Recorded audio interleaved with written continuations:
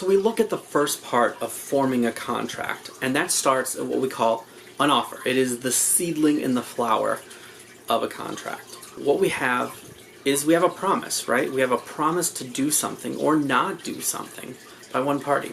Here's the full definition. A promise by one party made to another party to do or not do something in the future, contingent upon that party's acceptance.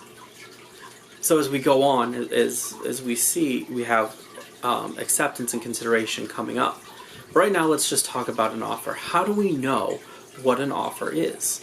And essentially, the easiest answer is, can I say yes? Or not me, but can the party say yes? By saying yes, what we're doing is we're creating the power of acceptance. It needs to be communicated. It needs to indicate a desire to enter into the contract. Remember, we just talked about objective theory in the last one. It needs to be directed at some person or persons. It can't just be a vague offer. Otherwise, we call it an invitation to an offer. So when we talk about things like grocery store ads or sales prices, what we're usually looking at is an invitation to an offer, not to be confused with an actual offer.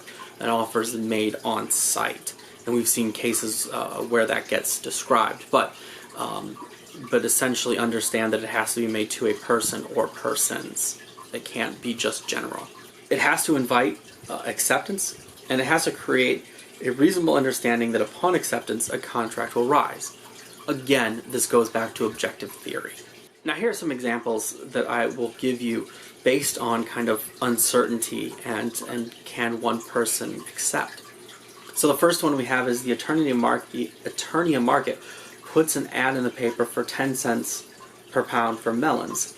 It's an invitation to an offer because it's open for anyone and everyone. It's not specific.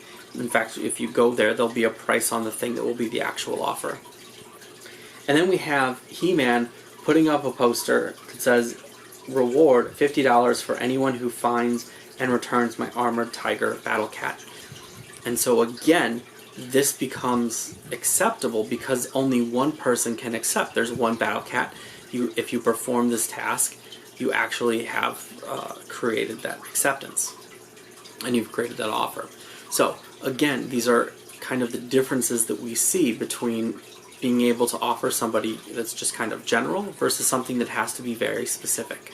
When it comes to any offer, the most important thing to understand is that the offerer is king. They say what goes. Now, one of the things that they can do is they can terminate the offer, and we have really 4 ways that we terminate an offer. The first being rejection. Of course, that can be direct or indirect. They can just say no, or they can say I'm taking it back, or they can just remove it, from a store shelf or something like that. You have revocation, which again, they remove the offer.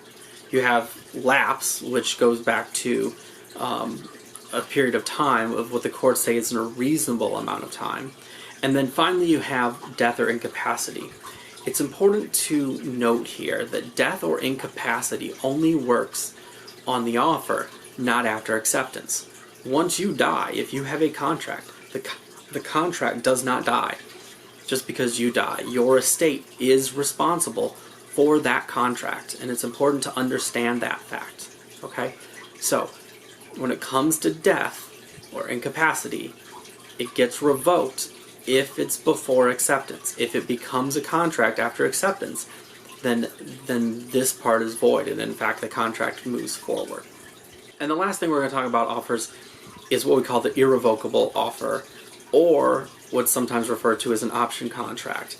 And an option contract really is holding an offer firm and open for a certain amount of time for more consideration. So in this case, remember, consideration will be, and we'll get to what that means in a bit, but consideration means exchange, right? An exchange of something. And so when we have consideration traded, that person says that I will hold that offer open for a certain amount of time. It's that ticking clock, if you will.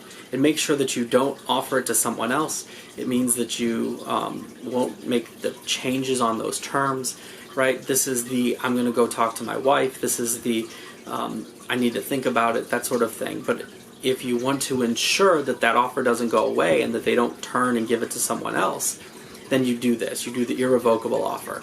The only way to do that is by putting forth consideration, by putting usually money involved. So for an extra $100, this is my consideration of you holding up that offer.